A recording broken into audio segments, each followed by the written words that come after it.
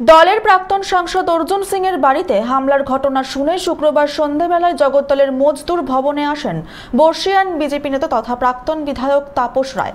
সাংবাদিকদের মুখোমুখি হয়ে তাপস রায় বলেন, বাংলায় তৃণমূলী রাজে পুলিশ এবং দুর্বৃত্তদের যোগ সাজসে যা খুশি তাই হচ্ছে। বাংলায় বিরোধী রাজনৈতিক শক্তির ওপর দুষ্কৃতীরা লাগাম ছাড়া আক্রমণ চালাচ্ছে আর পুলিশই নিষ্ক্রিয়তা চলছে। তার দাবি, বাংলার মানুষ এহেন পরিস্থিতি থেকে বেরোতে চাইছে, মুক্তি চাইছে, পরিত্রাণ চাইছে। পুলিশকে নিশানা করে তিনি বলেন, পুলিশ অপরাধীদের ধরবে না, পুলিশের কাজ হচ্ছে ঘটনা ধামাচাপা দেওয়া আর সাক্ষ্য প্রমাণ লোপাট করা। খুবই দুর্ভাগ্যজনক যে বাংলার তৃণমূলী রাজে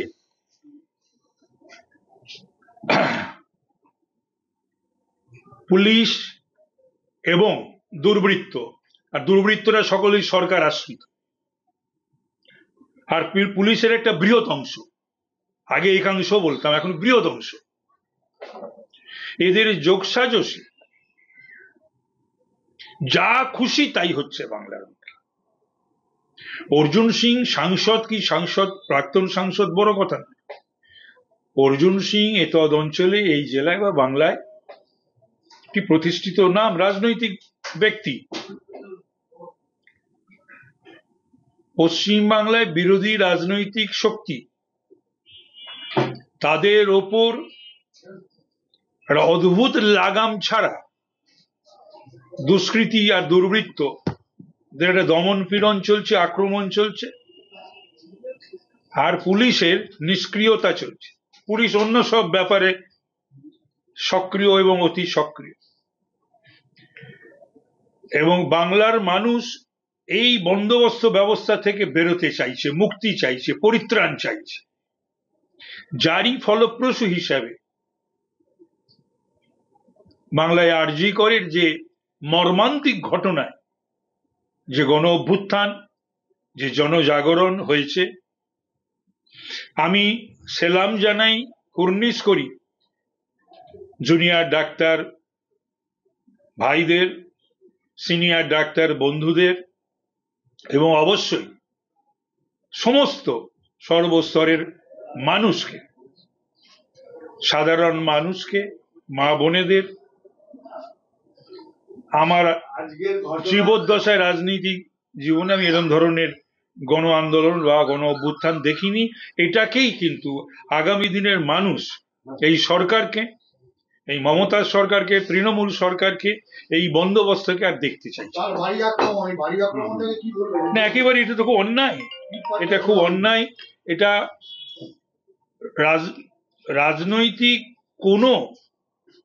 রাজনৈতিক দলের নেতা কর্মী পদাধিকারীর বাড়িতে আক্রমণ হওয়াটা তো একেবারে অপরাধ। এটা তো দেখার কথা প্রশাসনের, পুলিশের এবং সরকারের। আজকে যারা নৃত্য করছে, উল্লসিত, আমি পুলিশের কর্তাদেরও বলছি, বা যারা পুলিশের রয়েছেন, দেখছেন পুলিশের কি হাল হয়েছে। আপনারা এই তৃণমূলীদের কথায় নৃত্য করবেন না। সে আইপিএস হোক, নন আইপিএস হোক, ওসি হোক, এবং অন্যান্য যে সমস্ত পুলিশের আধিকারিকরা রয়েছেন, তাদের সকলের কাছেই আমার অনুরোধ যে এইরকম বিবেক সায় দেয় না, এরকম যা খুশি তাই করবেন না।